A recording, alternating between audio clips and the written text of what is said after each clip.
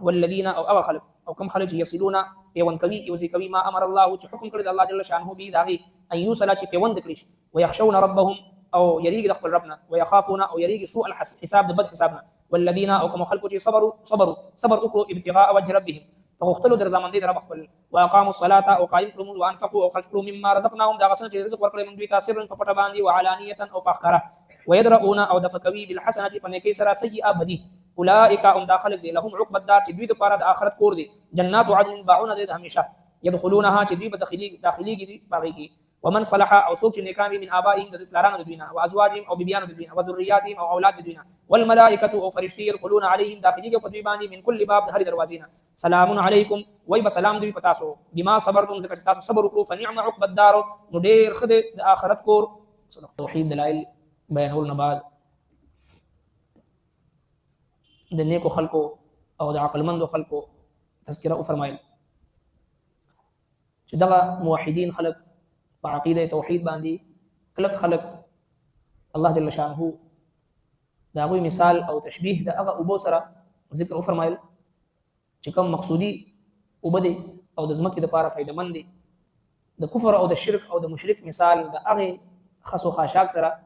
ذکر فرمایل چې هغه د ابو د پاسه زګون راشي او وختي تور باندې وي او ختم شي دغه شان دي دا باطل هم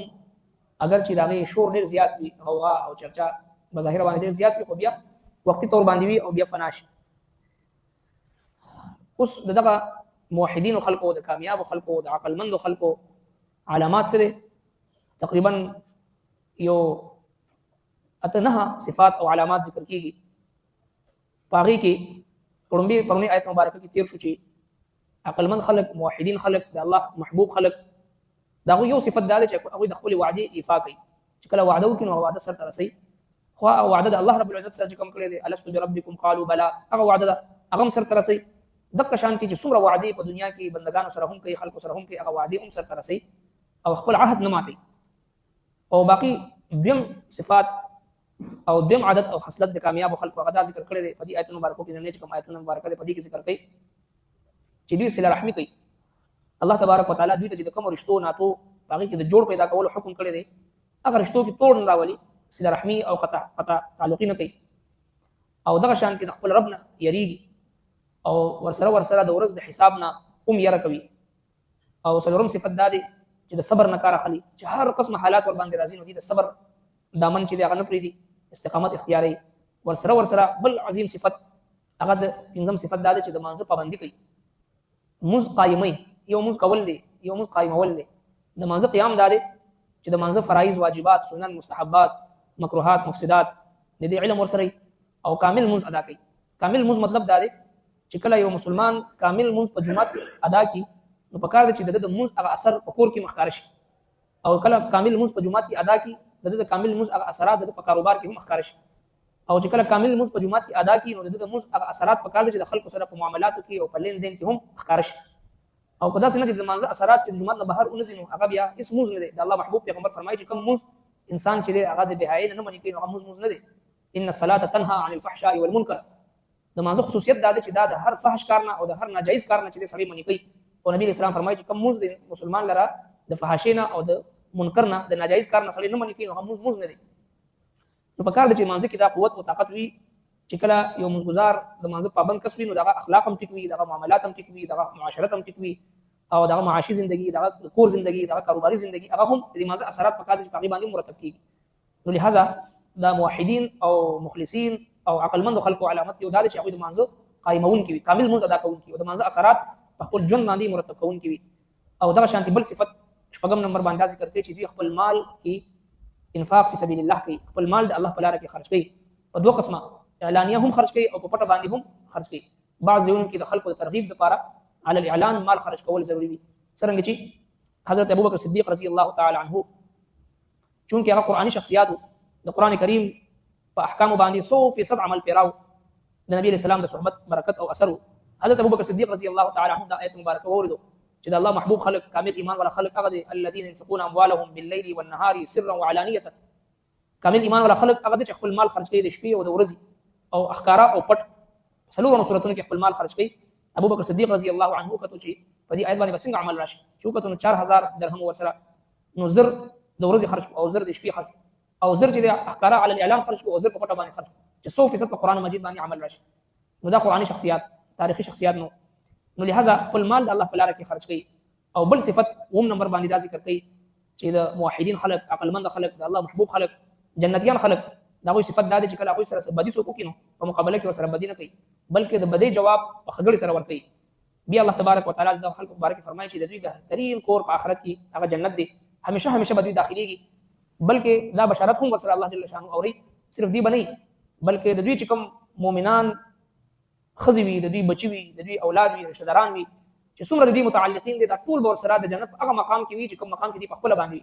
بعض اوقات د کور مشر او سربراه چې د جنت اعلی مقام کې وي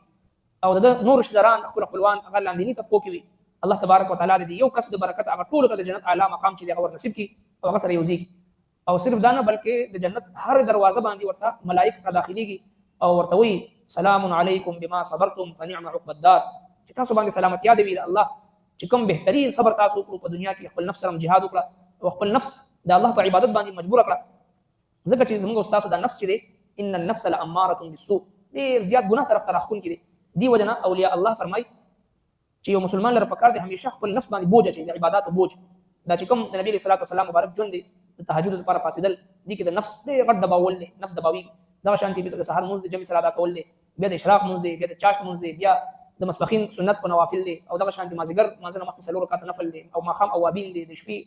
د ویتر مخکې نوافل دي. دا ټول په دې نفس باندې چې کله د نیکو اعمالو بوج واچول شي نو دغه د ګناه او د شر مقنن ملایي دي نفس نبیا نفس مطمئنه جوړي او چې کله د نفس په خپل حالت باندې پرې خو دل شي نو بیا ان النفس لاماره بالسوء ډېر زیات ګناه طرف ته راخون کړي. دی وجه اولیاء الله فرمایي چې همیشه په نفس باندې د نیکو اعمالو بوج چول پکار دي چې دې د اعمال صالحو د بوج لاندې دبوي دغه د ګناه مقنن ملایي. الله تبارک وتعالى د جنتیانو ته هر طرف نه فرشتي را لګي په دروازو باندې مختلفو دروازو باندې به داخليږي او بل زیر اوري سلام علیکم بما صبرتم سلام دی په تاسو باندې چې کوم صبر تاسو په دنیا کې وکړه خپل نفس د ګناه نه صبر کو او نیکو اعمالو باندې صبر او استقامت اختیار کو او دغه شان تاسو ته کله غم او مصیبت او بیماری او آفت تکلیف ورسېدو په هغه تاسو صبر وکړو نو تاسو لپاره د آخرت د بهترین کور بشارت دی. نو الله تبارک وتعالى دې دغه صفات په دې ذکر کوي چې کوم اته نه صفات د مخلصین او موحدین ذکر دي. فرمای والذین او هغه خلق یصلون چې پیوند کوي یوځي کوي ما هغه حکم د الله امر الله ما هغه رښتې امر الله به چې حکم کړی د الله جل شانه دا غي ان یوسلا چې پیوند کړی شي ان رښتې ناتي هغه کې جوړ پیدا کوي. او دغه شانتي زموږ استاد یو کمزوري دا ده چې موږ یې رفلنکی ما سره خګړه نه کوي او رښتیا نه ساتي نو زه څنګه وساتم چې هغه تاسو سره خګړه وکړي او تاسو سره خګړه وکړي دا خو تجارت شو. سید رحمی دي ته وایي چې ته د الله حکم وګڼي او هغه سره خګړه وکړي هغه کوي او کنه کوي تخپل حق چې هغه ادا دي ته سید رحمی وایي او کنه یو بل سره دوه کوي هغه ته بیا بدل وایي هغه ته تجارت وایي. ويخشون ربهم او يريد خپل ربنا ويخافون سوء الحساب او يريد بد حسابنا دا څنګه چې الله رب العالمین مخته اولین او اخرین خلق مخته زود رول شم او الته کې چې خپل شرمنده نشم ټول انسانیت وړاندې دا حساب یې انسان سره او بل صفت سلورم نمبر دا دی والذین صبروا کوم خلق چې صبر وکړو ابتغاء وجه ربهم فوختلوا درزاد رب خپل د الله جل شانه په هر فیصله باندې صبر وکړه رضا بالقضاء چې توي د الله په فیصله باندې راضي اوسېدل. او بل صفت پنځم نمبر باندې واقام الصلاه د منځ قائمون کی